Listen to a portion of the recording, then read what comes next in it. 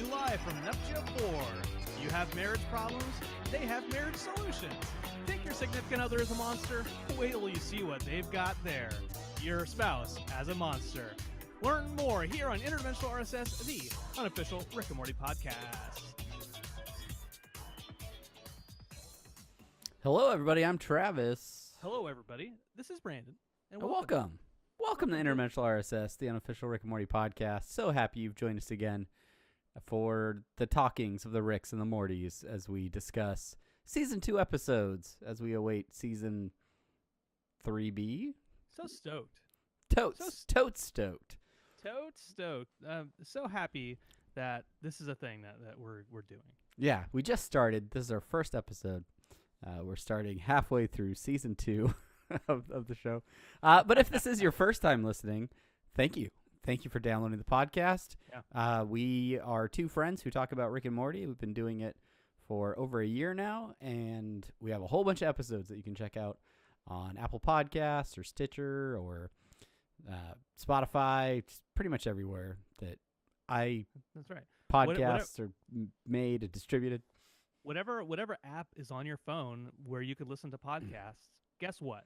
We're there. Yeah, you could, I don't know, use the cooking app. Is there a cooking app? I don't know.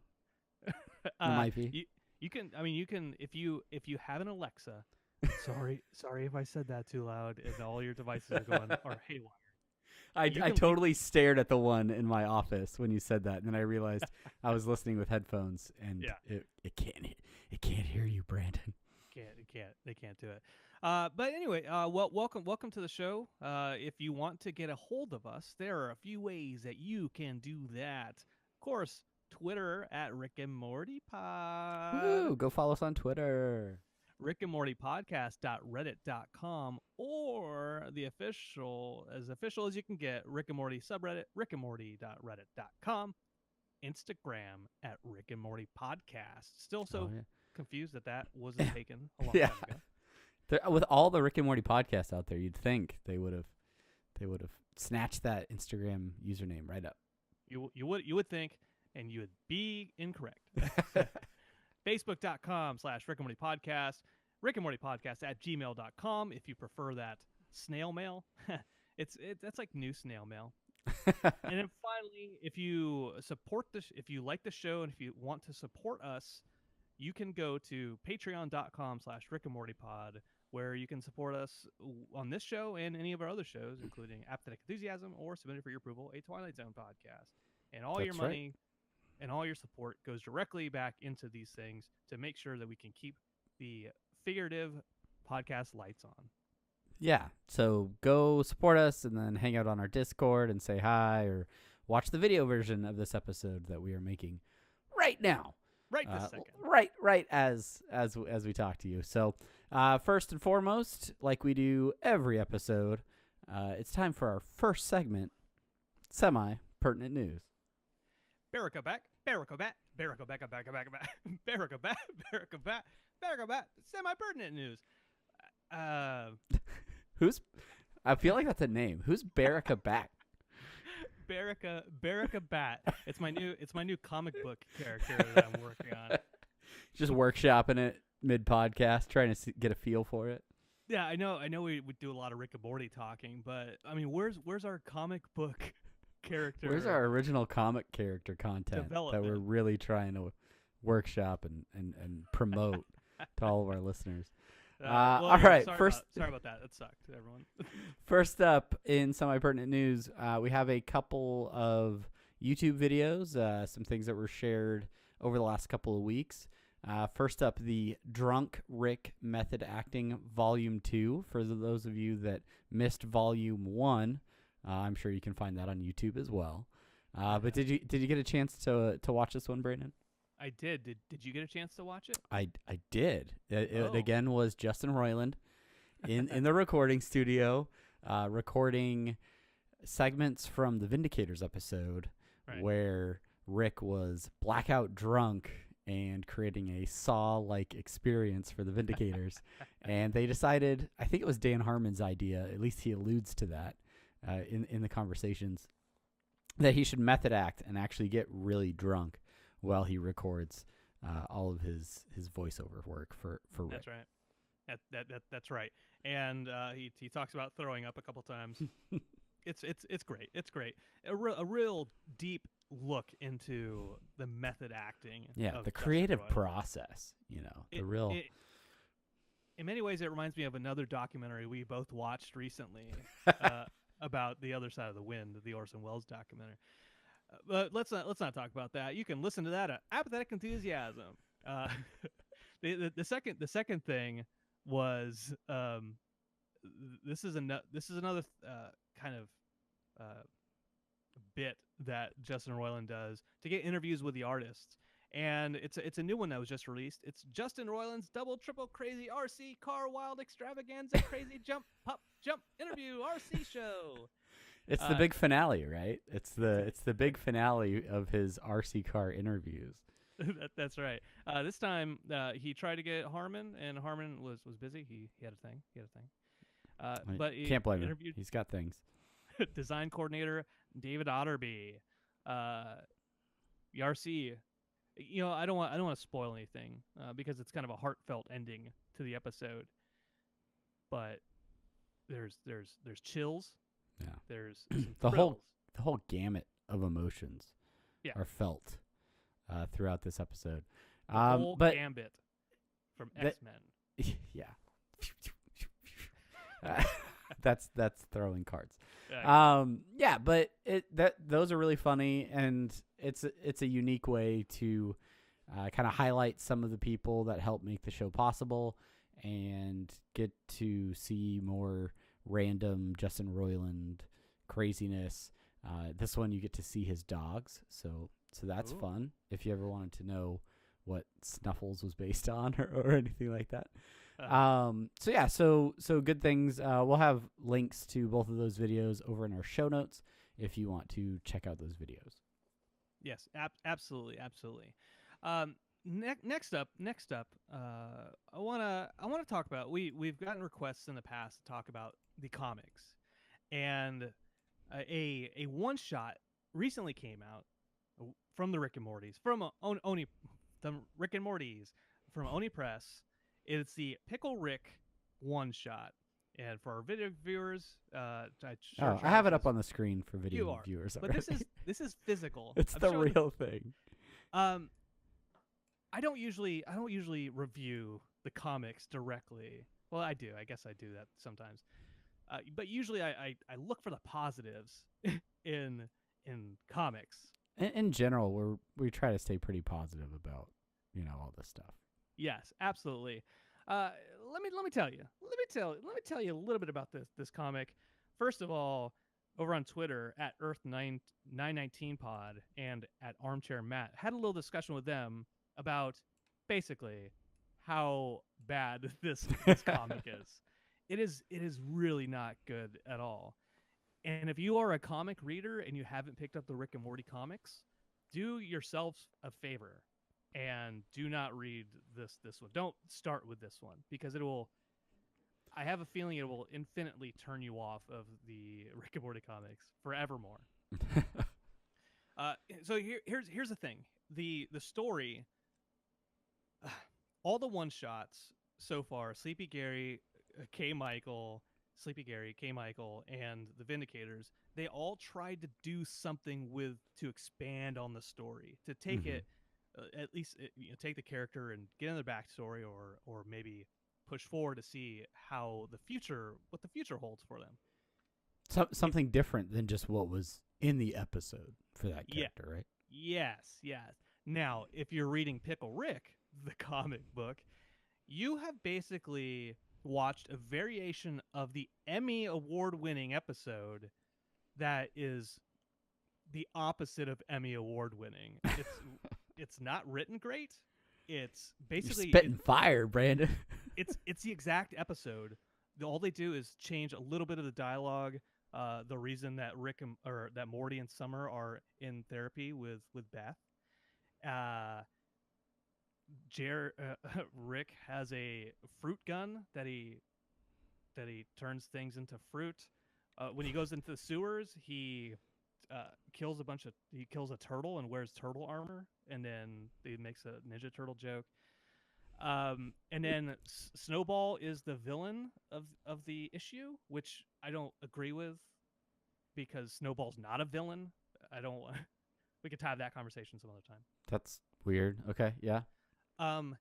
And the end of the episode, the end of the issue, basically here's what it is. Actually, I won't get to the end of the issue. I'll get to this part right. There are like little, maybe like two-page kind of advertisements in the middle of the issue, like fake advertisements. Mm-hmm. And the first one I read was just horrendous. And I was like, they can't be actually putting this into an issue. It is, in a world where humpalicious honeys are hot and getting hotter, there's only 3 unhumpable Helens. All right, they're coming. Ooh, ooh, ooh, ooh. And that's when you've got to get your umbrella because the thunderous squirt is about to overflow. Oh, buddy, that's a gusher.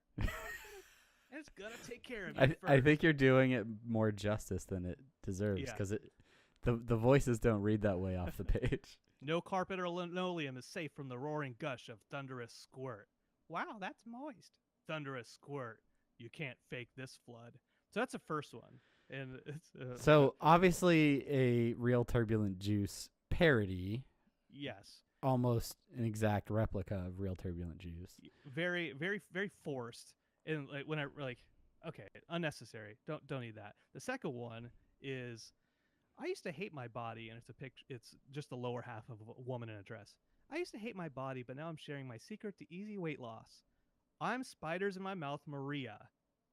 Speaking on behalf of Spiders in My Mouth, Maria's Mass Movers Inc. I'm not going to get to the rest of that part of it, but I'm like,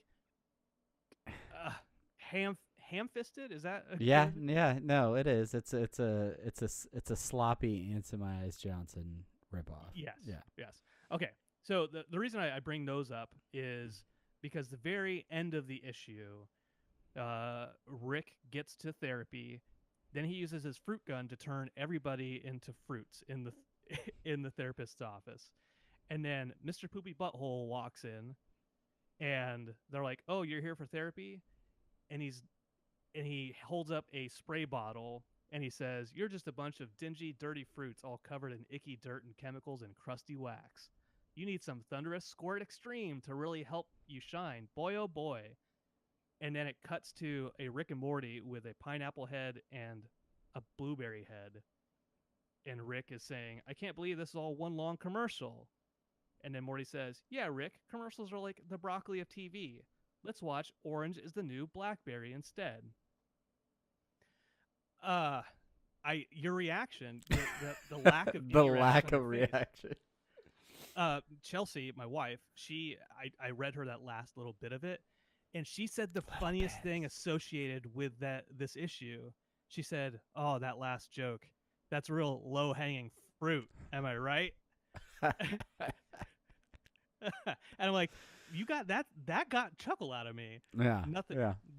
Anyways, so the whole issue is basically one long setup for that one joke. So and it's insulting. I have to ask you, Brandon, insulted. because you are reading a lot more of the comics than I am. I am taking my time on getting caught up, and by that I mean I'm not reading them at all right now. I'm gonna pick up some trades. I'm gonna do it. I promise. Good.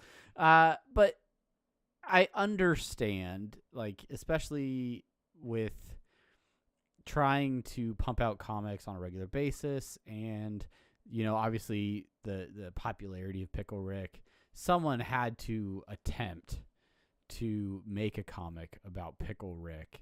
I'm sure they were tasked, like, Oni Press was like, we have to make a Pickle Rick issue. Somebody go write one. Like, I don't like. Could they have done something different? Was this supposed to be like an alternate reality version of Pickle Rick? There's some similarities, but they didn't want to be completely the same? Because I mean, if you do it exactly like they do in the episode, then you're like, okay, well, this is just like It a wa- it was novelization of it's a of the it was a waste. It was a waste of time. It was a waste of yeah. time because it was exactly like the episode with that punchline at the end. Like even Mm, in the therapy, it was coprophagia. That's why they were the other people were going to the therapist, right? right. Yeah. And the instead of the math teacher played by Brandon Johnson, it's Principal Vagina coming out, Mm, and no it's relation. it, it's about drinking piss. That's the difference of the Oh, therapist. it's way different then. Oh Okay. my god, so funny. Yeah, I But don't know. I the, I can see why you're frustrated about it, and the question yeah, is, Travis, could they have done something different with it? Absolutely. You and I have done the Blood Dome Battle League stuff in the past, yeah, and yeah, that's like true. that's crappy and ham-fisted. But we didn't just say we're going to do the episode again, but Yeah, let's change a few things up. yeah, and you could realistically try and send Pickle Rick on a different sort of adventure. It doesn't have to be the same situation. Yeah, Make a reason why he has to turn into a pickle again. yeah, exactly. He has Okay. the technology. Okay, My so God, I'm do so not mad do about not it. recommend Rick and Morty's Pickle Rick comic, but go pick up any of the other comics because apparently Yes, those ones are way better. especially Dungeons and Dragons, Rick and Morty versus Dungeons and Dragons. Yes, that one I will buy as soon as it comes out in trades, and dig through it. Yes. All right. Next up, it is time for our mini part of semi-pertinent news, the Dan Harmon social media minute. Hey. Dan Harmon social media minute, where you get a minute of Instagram because he doesn't do Twitter anymore. Why were you were singing half of that? That was like you're trying to do like a Popeye thing. Oh, Hey, hey. I don't remember Popeye's lines. Eat the Go, go, spinach. go, go, Eat go, the go, go, spinach. go. Anyway, so Dan Harmon social media minute. As I clearly explained in that song, Dan Harmon doesn't really use Twitter anymore, so he's mostly on Instagram. And this post was actually not from Dan Harmon himself, I think, but it is from the Rick and Morty Instagram, and it is an Instagram post of Dan Harmon's famous story circle. For those of you that are not aware, Dan Harmon has a method for constructing a story where he draws a circle and splits it into quadrants, and then you work your way around the circle, and it shows the progression of the story and at what point your characters get into like conflict, and then there's resolution and all these different things. But written on a whiteboard is his story circle with his explanation for the movie 27 Dresses. And pretty much the entire story circle is just like it starts at the top with like 5 dresses, and then it goes to 10 dresses. At one point it's 15, and then at the bottom it's like 20 dresses, and it's like underlined and emphasized. You keep working your way around 26 and 27 dresses, and right before we get back to the top, we're back at 0 dresses. So either Dan Harmon is super into the movie 27 Dresses, or maybe he just really wanted to break down what it all meant. But mostly it was about dresses. So that's your Dan Harmon social media minute. Very for this good. week. Very very good. Thank you so much for that update, Travis. Uh, the last update we have here in semi pertinent news. It's that time again. Symbiote Studios and us, we are working to give you, the listener, Unity, one of 5. Ooh, count them: 5, 1, 2, 3, 4, 5. Count them. You have all your fingers up on one hand. Just so it's not all 2 my hands. fingers. Like I have 10 fingers, Brandon. I'm only holding up half of them. 5 appendages. That's all I'm asking. 5 Mortys of the month. So here's what you need to do. We're gonna post this episode, and we're gonna all you need to do in order to enter is follow us, like and retweet our posted tweet at Rick and Morty pod, and you get entered. And then if you win, which I know you will, then or you won't. You won't, but the other person listening will. I just want to make that clear. And you will win if you win. Yeah, and then that's we'll fair. send you a DM, and we'll let you know, and then we'll get you a Morty of the Month plushie. Yes, that's the Morty of the Month for December. Head over to social media for all the details. Because we have 5 of them this month, maybe we'll give a couple away on Twitter and maybe a couple over on Facebook or something like that. So, we'll be really mixing it up for you guys. So make sure you're following us over on social media for your chance to win. And thanks for liking us on social media. You guys are awesome. Thank you so much. Go follow Symbiote Studios too. They're posting all their stuff for all the cool plushes and stuff that they're making. So go check that out. That's right. Well, we're at least 21 minutes into this episode. I guess we should actually talk about the main thing. Oh. The thing.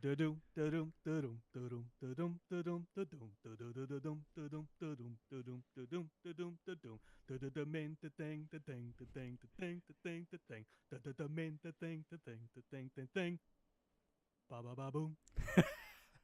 Very nice.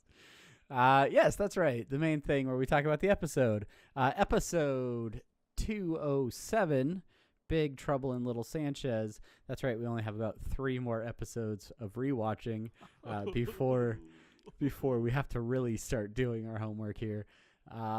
So Big Trouble in Little Sanchez, written by Alex Rubens, directed by very good friend of the podcast, Brian Newton.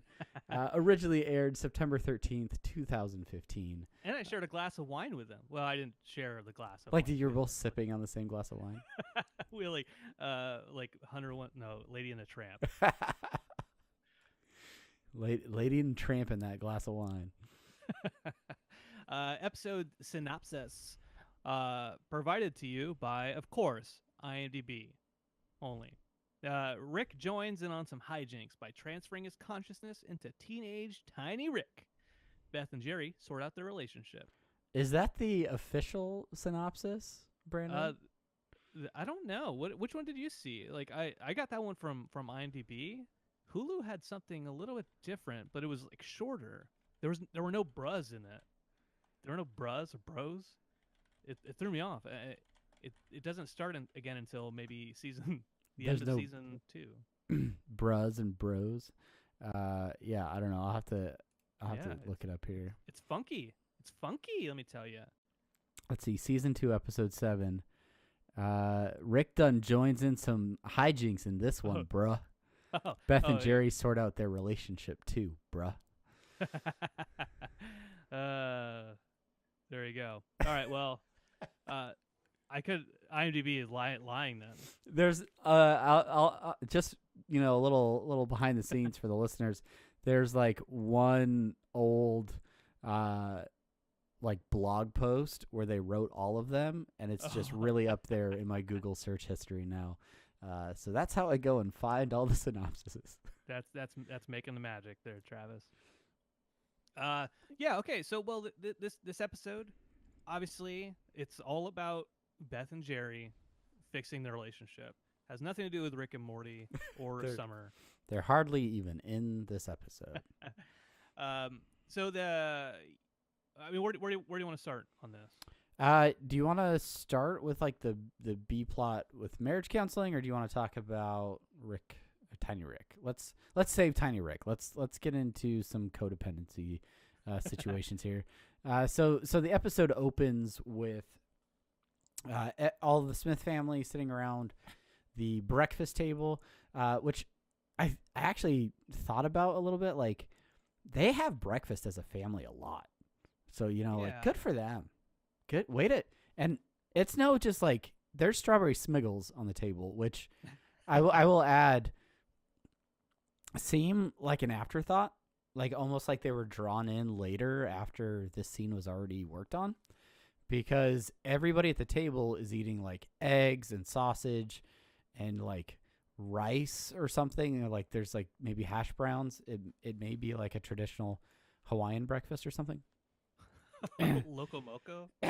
No, but there's just a box of strawberry Smiggles and a bowl sitting in the middle of the table.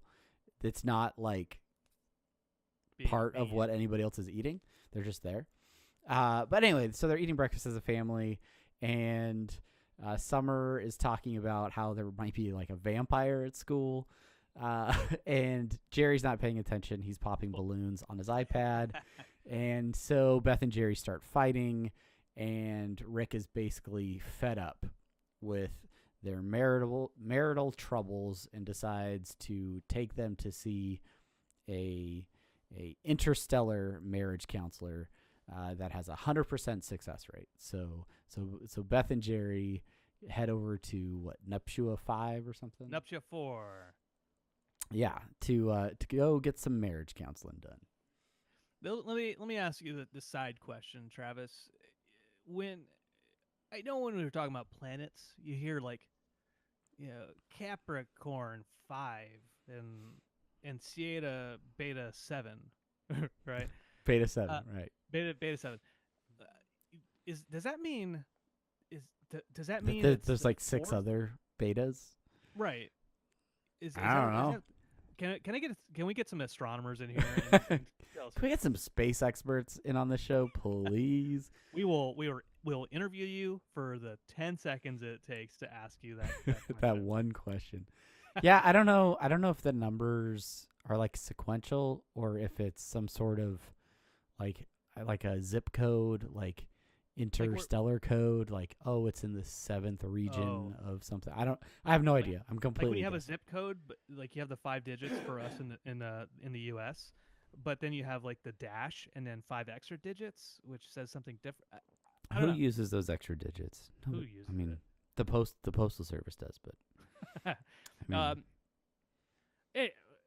all I'm saying is that maybe that Nuptia 1 through 3, they had a steadily increasing pass rate, but by the time they got to Nuptia 4, then it's like, 100%. They'd finally figured it all out. They nailed it.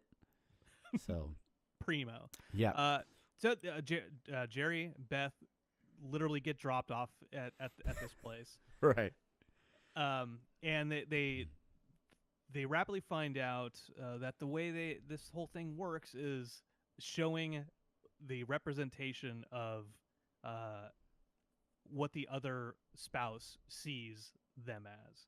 So you have all these spouses with all these funny monster versions of themselves. Right. And so like you have Jerry picturing Beth as this giant like monstrous creature. It looks sort of like Alien from Alien, right?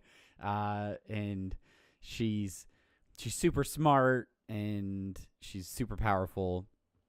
And then you have Beth's vision of Jerry, which is this like frail, helpless, worm-like creature that is pretty incompetent, like can't talk, and yeah, just got like whimpers. I want to ask. Here's a question I really want to ask about this place. What is the actual? How do they actually get through the counseling? Like showing somebody that, oh, this is what I picture my significant other as. How does that tie into the methodology of, oh, you know what? You look at me like I'm an absolute bitch. This really helps me get over our marriage problems. So I almost wonder if this is really just like the first stage in the process, and like due to the violent nature of Beth and Jerry's, what do they call them? The mythologs. Mythologs, that they weren't able to make any significant progress, right? Because the head therapist, I think his name's like Glaxo or something like that. yeah. He Glexo Slim Slom. He's showing off like all of the bad guys and stuff, and or the representations of how they see each other, and he's explaining how these things aren't real. They can't function together because they're not who these people really are. They're just how you see your partner. And I would like to imagine that there's some additional process where they like go through counseling and work on issues and highlight maybe some of the characteristics of how they see their partner, and then they can work on those specifics, and then maybe at the end, like they put the helmets back on them, and then maybe they see a different version of their partner, and then it's like progress, yay, we're better now or something. Oh, But okay, yeah, like maybe that could be how like, it would work out. like a much more iterative process. Yeah, I could see that working. I over on Reddit about 3 years ago when this episode first aired. The user Dinosaur Boner, Classy. classic Dinosaur Boner. They write, your failure to understand can probably be attributed to your primitive human brain and the underdeveloped relationships of your planet Earth. Earth. Maybe that's right. Maybe that's right. I don't understand. But Beth and Jerry clearly don't need therapy. They just need to realize that they are a destructive force of love and hate and codependent. And and I love that. Have you maybe this is personal, but have you done marriage counseling ever?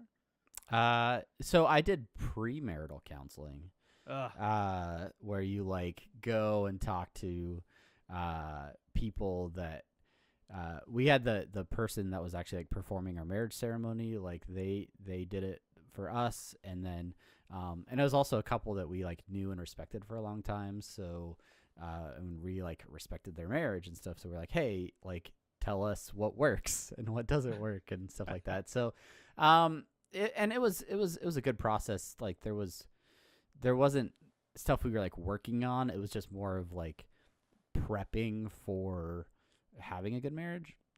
Gotcha. It wasn't like corrective marriage. Yeah, it wasn't corrective. And then the other thing is when we had our first kid, there was a program in Oklahoma that like gave you a bunch of free like baby stuff if you went and took these classes. Mm-hmm. So we went and took the classes because we were like, hey, cool, free baby stuff. And they like gave you like food and stuff, and we were like young and broke, and so we're like, yeah, sure, let's go to these classes. So a lot of those classes were like how to take care of a baby, but also how to make sure that you take care of your marriage when you have a baby, so that you don't hate each other while you're trying to raise a child. So again, Gotcha. not corrective, more like, so we've done a lot of like the work in advance, which I guess is probably why we haven't needed to visit any marriage counseling since then. Gotcha. But so essentially it's the opposite of Chelsea and I, where we had a whirlwind romance, and then we got married after like 6 months. And some aliens like, your marriage is terrible. You shouldn't even be together. How are you making this work? We were married for a year, and then I won't say we hated each other, because Chelsea doesn't like when I say that we hated each other. But we didn't know how to communicate. We didn't get along, right. And realistically, maybe at that point in time, we didn't get a divorce because either of us are too lazy to look up divorce lawyers. But so eventually we went to therapy. We went to Kevin Navin is the guy's name. I remember the doctor's name.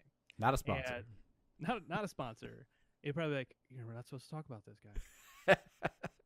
We went to him and we talked about our problems, and much like Beth and Jerry go and they see the monstrous opinions of them, that was like a step in that process was, okay, you need to be honest with each other, and like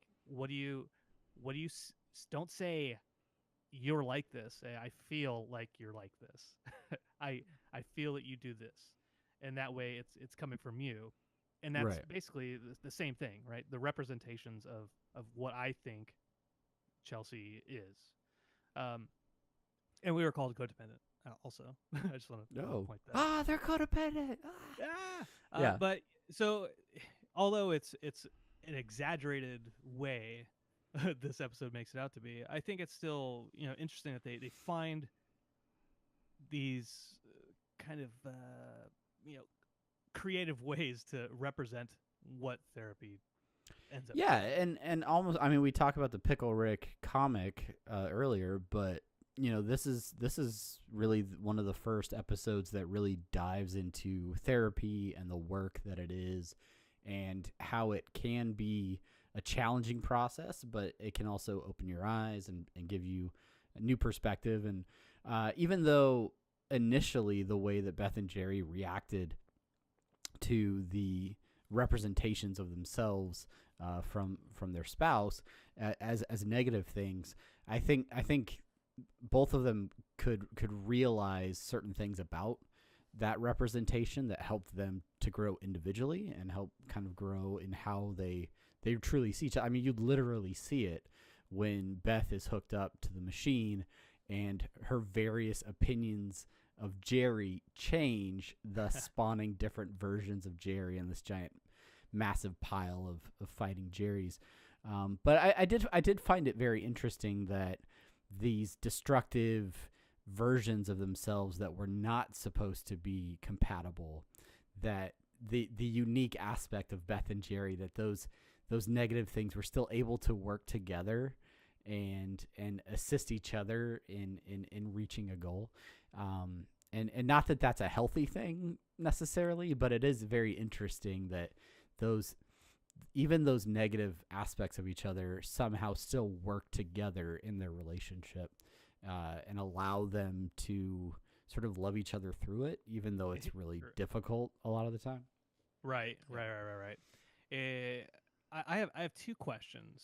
The first is, this is for anybody who wants to answer, but since you're the only one on mic, I gotta leave it. The rest of you, just like if you're driving to work in your car or like mowing your lawn, just say it out loud. Just say it out loud. Shout it from the rooftops.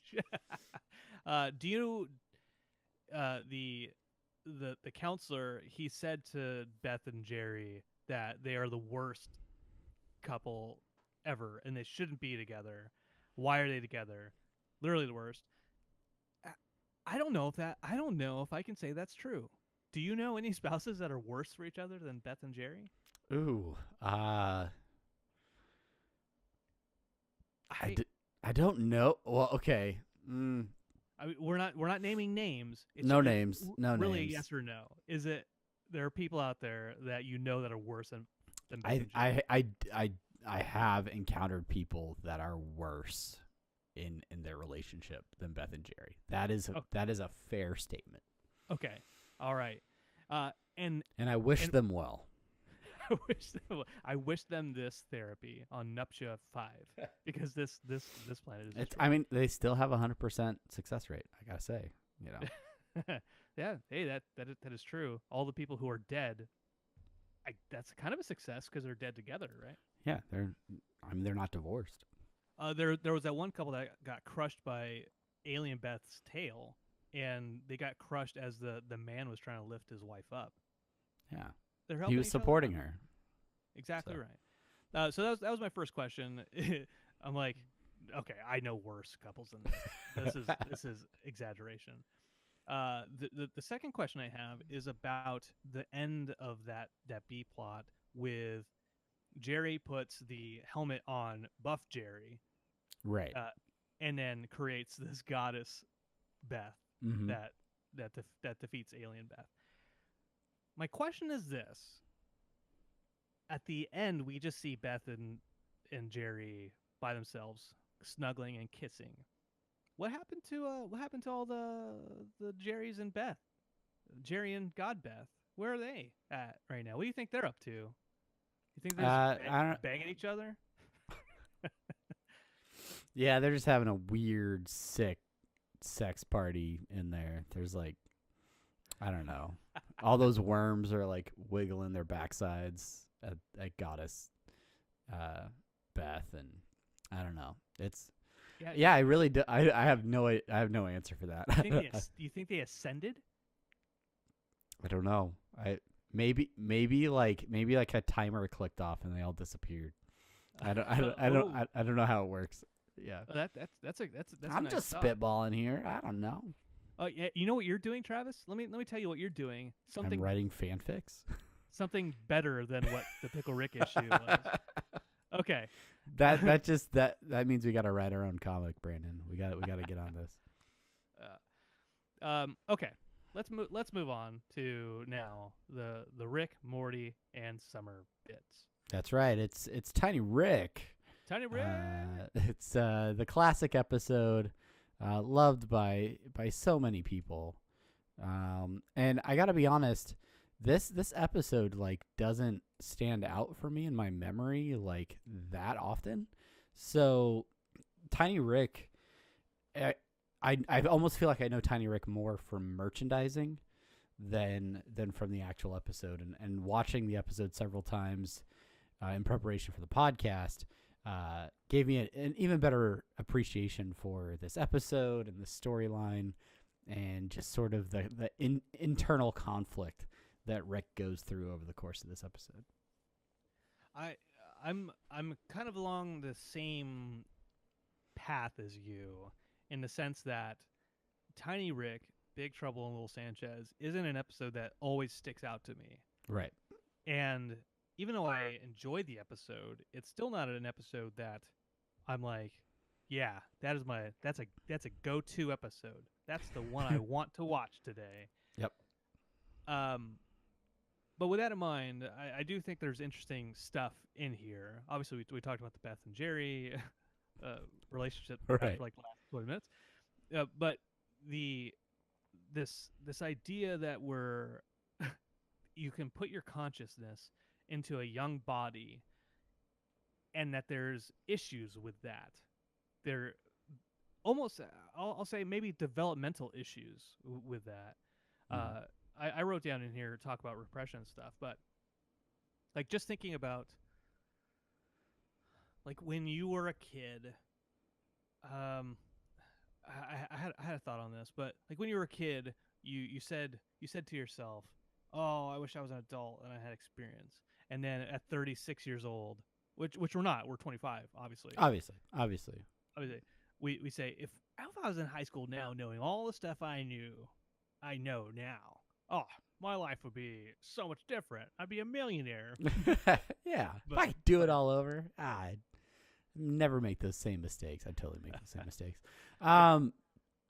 It is really interesting because this idea of, a senior citizen, a grandpa, right? Like, especially 70 years old. Someone that is so like smart and well traveled. Like he's traveled the galaxy and different dimensions. He has so much breadth of knowledge, and then to take that consciousness and slap it into a teenager, where a teenager's like primary thought process typically revolves around like having a good time, hanging out with friends, not getting wrapped up in like existential issues or this oh, we're all gonna die one day and all these things and being stressed out about things. Just let's have a good time, let's enjoy life. And obviously there are many teenagers that don't feel that way, and it is okay to feel that way. Please get help, talk to somebody. But it's really interesting to have Rick or Tiny Rick be that like fun-loving teenager who has sort of repressed all of those quintessential Rick-like feelings back into a different part of his brain, and then he wrestles with them throughout the course of the episode. You're right. I have a hard time thinking about this episode and thinking about the repression aspects of it, where is okay. I'm back to the point I wanted to bring up earlier. Is it because the body is young, right? It's not just because we're getting experience that we change our worldview and our outlook on life. Some of that is because our bodies are doing stuff differently at 16 than they are at 36. Yes. Right? Yes. So I guess what I'm trying to get at is this part of is that kind of existential stuff going away? Is that a part of the physiological aspect of development? That is kind of a deeper question. Probably That's it's getting real heavy here, Brandon. They were prepared for. Like if I he put think himself that in a body of a 6-year-old, would he be like, I want cookies. Give me cookies. I want a Nintendo Switch. I'm old. I want to die. Like, like anytime he like gets his toy taken away from him, then he's like screaming about how old he is, and yeah. Is he unable to think? Is it a conscious decision of Rick? So just say the consciousness of 7-year-old Rick. Is it a conscious decision to not think about that stuff and say, I'm young, let me just keep going. I'm not thinking about all that negative crap. I think in the case of Tiny Rick, he is a teenage Rick, right? So if you just made a teenage Rick, he would be a normal teenager for the most part. He'd have aspects of Rick in his personality, but he would still be a teenager that wants to do teenage things and isn't wrapped up in all of the things that our normal Rick knows. But because it is that Grandpa Rick that his consciousness has been dropped in this teenage body, it is at conflict, right? So you have the Tiny Rick persona that wants to hang out and he wants to have fun and throw a party because the parents are out of town. But then there are moments where he is expressing himself, and the Grandpa Rick side of him comes out through that self-expression. So whether he's, hey, Tiny Rick's playing guitar, right? And he starts playing a song, and then all of a sudden there's this flood of like, Grandpa Rick, let me out. I'm dying in a vat in a garage. His artwork that Summer shows off where he's like going through his emo phase, as he puts it, but he's like reaching out and saying, Beth, or like Morty and Summer, please help me. Even his dance where he's, let me out. Let me out. Let me out. This is not a dance. Like all of those expressive moments are sort of his ability to let go of his teenage persona and express who he really is, which is, 70-something-year-old man trapped in a teenage body. And so that's one of the when he's listening to the music, what's the artist that Elliott Summer? Smith? Yeah, Elliott Smith. And he's like crying and he's like, life's not fair, and he's like in the same breath he's like, oh, it's not fair, I'm old, I just want people to like me, or whatever, like he says. Like he's like wrestling with these two sides, right? Because the expressive side of him is sort of getting through to grown-up Rick, but he's still fighting that physiological tiny Rickness, if you will. Is this suggesting that being emo is the way to grow up? It works for some of us. Is being emo a gateway drug into adulthood? Maybe that's what this That's is. right, kids. If you go emo, you're gonna grow up too fast. Just have fun, be a bruh, and pick up your local Death Cab for Cutie album and Dashboard Confessional. Hey, I like both of those bands. You stop it. Yeah, all right. So I think we got really deep into some Tiny Rick discussion, but it plays out really well. I think it's really interesting to watch. I think it's really interesting to watch Morty and Summer sort of interacting around Tiny Rick and how their lives in high school are affected just by the presence of Tiny Rick. You have Summer wearing different clothes because there's a certain boy that she likes that she's trying to impress, and Tiny Rick sort of enables that connection by being sort of like a wingman through that. And the thing that really kind of fascinated me was Morty's relationship with what's her name? Now I can't think of it. Jessica. Where he's like almost naturally developing like a relationship with her over the course of the party and then going to the dance with her and all these things, where like him being with Jessica seemed like this dream, this thing that couldn't happen, and that just seems like totally natural in this episode that they're just like together. It's kind of bizarre to me. I don't need to go this direction, but I happen to pick a random episode of Rick and Morty of season 3 to watch. Okay. And I picked the one with Toxic Rick and Morty. Mm-hmm. And if you watch the Toxic Rick Rest and Rick Laxation, Mm-hmm. if you watch that episode right after this episode, you'll see a lot of kind of ties between the two of them. Okay. When you talk about Tiny Rick and trying to express the real him, and Toxic Rick and Morty, they are sides of Rick and Morty, the real sides of them in a way. And then obviously the relationship with Jessica as well. I don't want to get any further than that, but I think for those listening, if you watch these two episodes kind of in tandem, you'll see a tie there. All right. Speaking of thematic links, there's a line at the very end of the episode where Jerry and Beth and Rick are flying off, and Jerry just mentions like, "Oh, it's kind of like there's a thematic link," and Rick says, "It's just not consequence, but coincidence." Coincidence, yeah. That line always kind of gets me because I don't know what link he is.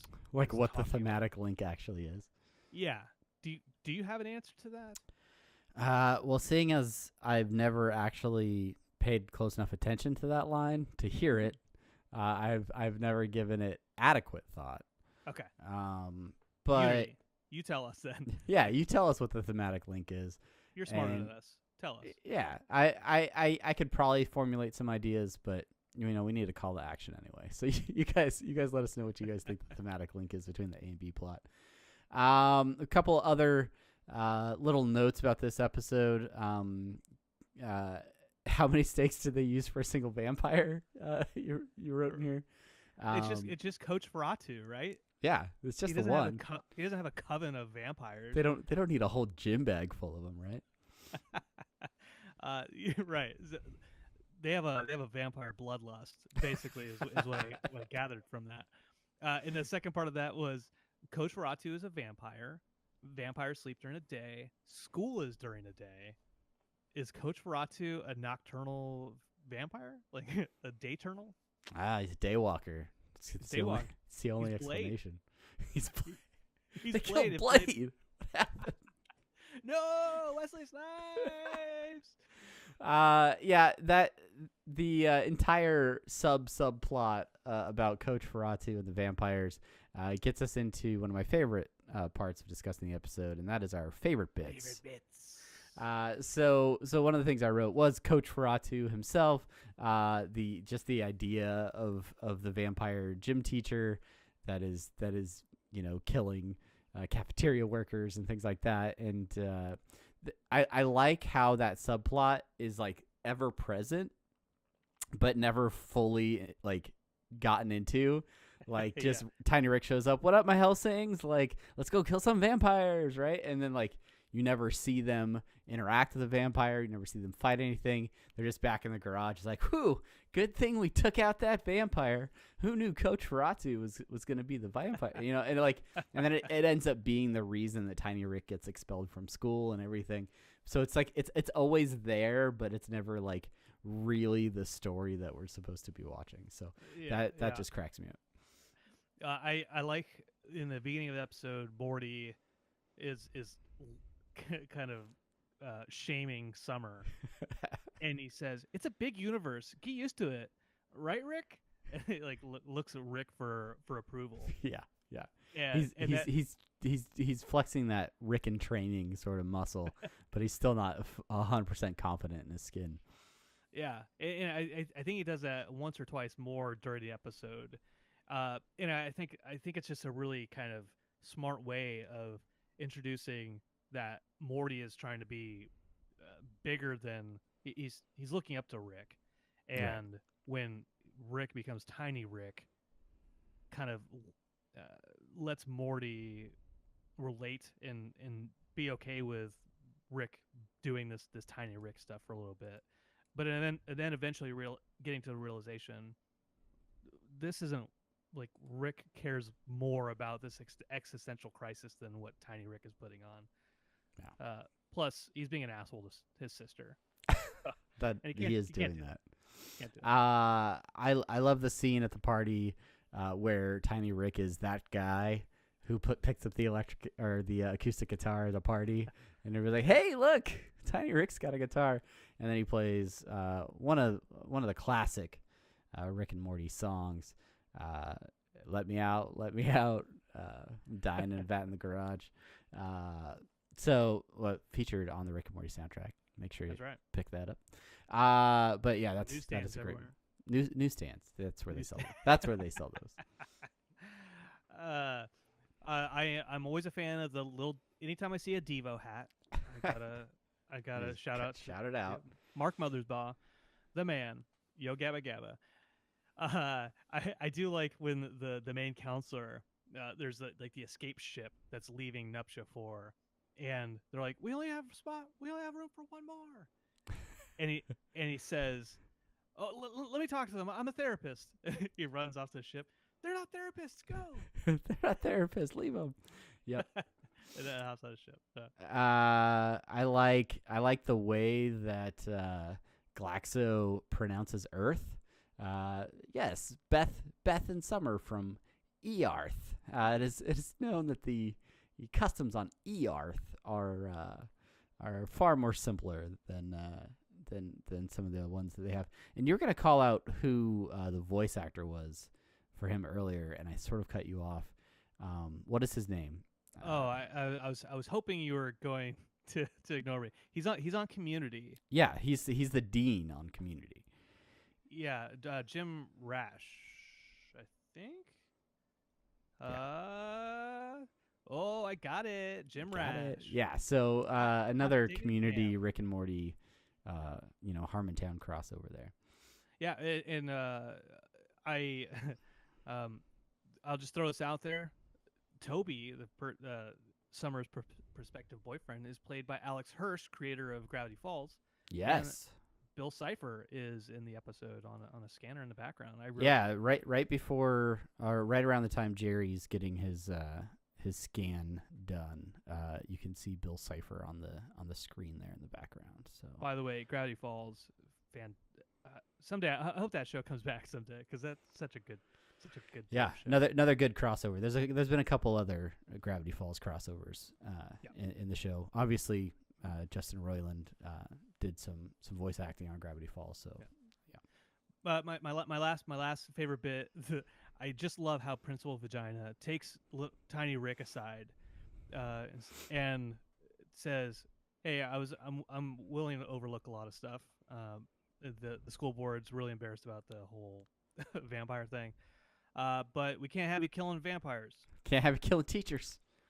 Yeah, I got to expel you for this one, TR." I love that he has such a rapport with this Tiny Rick that he's got a TR name for him. Which is crazy because today my boss came into a meeting and called everybody by their first and middle initial. So it was just really random. Like he does these things where he I don't know, but he's like, "Hey, how's it going, TC?" I'm like, "How's it going?" It's weird that you call me that. But anyway, so those are our favorite bits from Big Trouble in Little Sanchez. Let us know which bits we missed, which ones you really enjoy. Obviously, we know the diatribe about getting your shit together is a favorite of the Rickmobile head honcho Randall out there.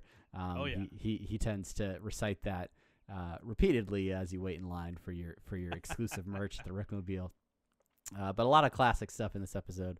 But I'm sure we missed some of it. So let us know what's your favorite. Send us a tweet, send us an email, send us a carrier pigeon, whatever you got to do. Do it. Yeah. We did have a few listeners that that shared their thoughts with us. That's right. Assassin. A few things. Notice that Rick just said he was in a kid all day, and that's kind of awkward. Now I can feel my bones scraping against each other. Yeah. The Mytholog place has a safe room. You notice that, as if they planned on something like this happening eventually. Yeah. He also calls out the Strawberry Smiggles thing in his email. Yep. So good eye on that. If you go back and watch it, those do not look like they were originally part of the scene. Those I definitely think those are an afterthought. Yeah. Awesome. And then points out that the dance is called the Big Dance on the marquee. Way to really get creative with that one, guys. It's good work. We also have that the Rickmobile buddy. Yeah, Randall. Oh, Randall has a theory that the Phoenix Project in the basement. And Phoenix person instead are of person. interconnected. Like, oh yeah. Okay. Oh yeah. For those of you who have not been to the Rickmobile, if you go there, you talk to the main guy, Randall. He does all the announcements. He talks about get your shit together. If you ask him about his theory about Phoenix person, he will refer back to this episode, and he will tell you that in Rick's basement, the whole clone thing, that Rick refers to that as the Phoenix Project. And Randall has tied the two together, the resurgence of Bird Person as Phoenix Person and this project. I want to say that I have this theory recorded on audio, and if you go back to the episode where we talk about me visiting the Rickmobile when it's here in Nebraska, I'm almost positive that theory is in that interview. So do a little digging. Go check some show notes. It's in there. Yeah. I'm almost positive. And if it's not, let me know, and I'll dig it off of my phone. No, so those are listener thoughts for you out there. If you have any extra thoughts, please make sure you send them to us on any of our social media channels. Travis, I have one more thought for this episode I want to get out before I forget. I wrote it in the notes, and I really just want to capture this. It was right after all the deep stuff we talked about. An old person in a youth body. It's the last thing I said. We talked about vampires in this episode, and we go back to like Interview with the Vampire with the one girl, Brad Pitt. Yeah, Brad Pitt. But when Brad Pitt turns the little girl and then she becomes a vampire, right? I forget the actress's name. It makes me mad. But vampires are eternally youthful, but they get older and they get older and they get older. We don't need to make this a discussion point, but I just think it's interesting that they use vampires in this episode when they're talking about like eternal youth. Yeah, Kirsten Dunst. Jeez. Yeah. Why can I remember that? Yeah. From the hit film Jumanji. Ah, such a good movie. I love that movie. David Alan Grier is just so fun. Okay, that was the last thing I had. Soul Man. Yeah, eternal youth. Vampires, Tiny Rick. So that's our thoughts on the episode. It is now time for our final segment, listener suggestions and short outs. In the email category, thanks again to Sassin. He has another name. Sometimes he signs his emails, sometimes he doesn't. But he sent us an email saying that he was checking out the Netflix show Paradise PD, and apparently Sarah Chalk does the voice of Gina on that show, also the voice of Beth here on Rick and Morty. That's right. They're when I hung out with Brian and a few other folks from the show previously, a couple of them worked on Paradise PD, and I hadn't when they were talking about it at the table, I didn't know that it was a thing. So I pretended like I was just kind of laughed cool. along like, oh, yeah, great show. Those characters, am I right? And they could and then they're gonna hear this episode and they're gonna be like, that lying son of a. I'm sorry, Brian. Anyway, yeah, friend of the show. best friend of the show. Anyway, in our reviews category, we have no new reviews. So this is a great opportunity for you, if you're listening right now and you have not given this podcast a review, head over to iTunes or the podcast app, check out this show and give us a review. Let us know what you think. Let us know what you thought of this episode or what you think we should do moving forward. Maybe some suggestions about what to do once we run out of episodes to rewatch and season 4 hasn't started yet. So head over and give us a review. We appreciate those of you that have done that. And speaking of kind of reviews, over on Facebook, we got a post to our Facebook page, which doesn't happen very often, and because we're not on Facebook. That's not one of our main places that we go for promotion and interaction. Social outletting, yeah. Maybe that's a fault of ours, but regardless, Maddie Miller sent us a post to the page and says, "I think I speak for everyone here saying that even though despite any hints towards a new season anytime soon, I really appreciate you guys still powering through and providing new and enjoyable episodes. Keep being awesome." Thanks, Maddie. I can't assure that last part. I will try to keep being awesome. We're going to do our best to continue feigning awesomeness. Arguably, I don't know if we were ever that to begin with, but thank you. No. So humble, Brandon. Very humble. If this was a therapy thing, then like we wouldn't see ourselves as success. Oh, I just watched the first episode. I watched the pilot of Community, and they talk about that in the episode, that pilot of Community, about how we can't see ourselves positively. Like we're naturally inclined not to see ourselves in a positive light. And Joel McHale says positive things about everyone at the table. Okay, anyway, whatever. Thank you, Maddie. Thanks. Thank you. Now over on Reddit, there's a great little post. We talked about Get Swifty 2 episodes ago, but there was a I'm kind of like 2 episodes behind on my Reddit posts. But over on Get Swifty by the Reddit user 5Doggit, and he posts some good stuff. I'm assuming it's a he. Posts some good stuff. Don't assume their pronoun. Brandon. You're right. I'm sorry. This person posts the good and bad about the episode. Generally, they don't necessarily like it, but what are the bad things that they wrote? And I agree with it. Get Swifty kind of relies on the ancillary townspeople to create the story and push the story forward. And I think maybe this is something we talked about during that episode. But they write, shows like The Simpsons depend heavily on the townspeople, and it works, or worked for a long time. But you either have to dedicate to that path or veer away from it. Characters like Principal Vagina, distracting name, no relation, and Mr. Goldenfold don't have enough backstory or development for us to care about yet. And I wholeheartedly agree with that sentiment.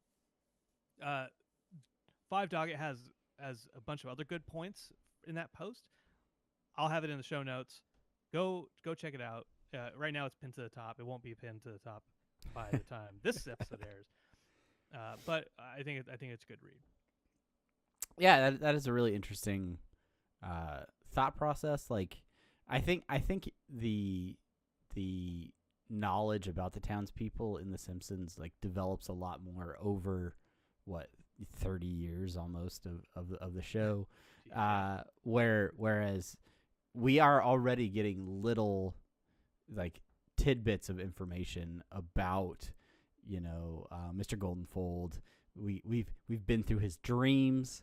We've seen some of his therapy sessions. I feel like we're starting to get more information about him, but I still don't think you could carry a B plot, like a Goldenfold B plot, right. as well, right?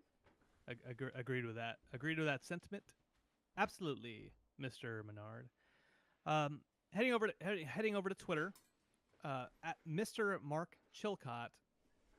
He has some pretty awesome Rick and Morty art. I interacted with him on Twitter a little bit. I posted a link to some of his Twitter art in the show notes. But you should go check out what he's done. I'm fairly impressed. And for someone who can just put screens on D&D art and Photoshop, and that's about it, I'm just amazed at the talent that people have out there.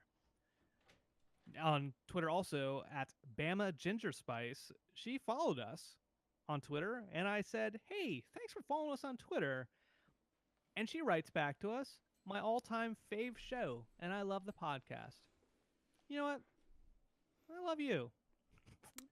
Wow, that's really forward, Brandon. Yeah. I really appreciate you, and maybe like if we get to know each other some more, like, Yeah, like, I love a lot of things. Don't shame me. I'm not shaming you, Brandon. I'm not. I'm just saying how I spread love and caring. I around love the world. unity, and if Bama Ginger Spice is a member of Unity, well then I guess I love them too. So, Thank you. Yes. You're welcome, Bama Ginger Spice. You got us to love you. I got Travis love. Don't make me love you. All right. Finally, over on Discord, Linkler sending us some of those sweet deluxe box set Rick and Morty stuff. This is God. Have you seen the stuff that he's been sending us? This is like the vinyl box set, right? Yeah. For the Rick and Morty soundtrack. Really, really nice. Really, it's an investment. Good for him to be such a completist collector and all the things that he's trying to get. But yeah, it's pretty amazing. It's pretty cool stuff. That's all the stuff in there, and then every time I turn around, I feel like he sends us like one more thing. I'm like, that was in it too? No. It's the gift that keeps on giving.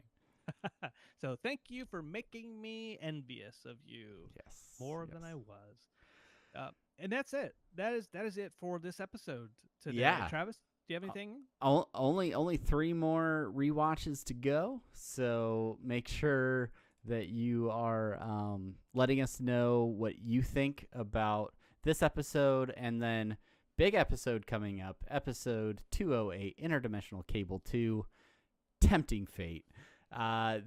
This is another huge episode. We love the loose improvisational feel type episodes.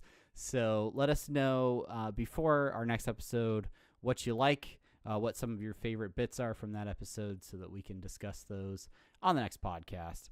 And until then, I'm Travis. And until then, I am Brandon. And thank you for listening. Bye. Bye. If you want me to send this to you, let me know. I'll sign it. Don't read that thing.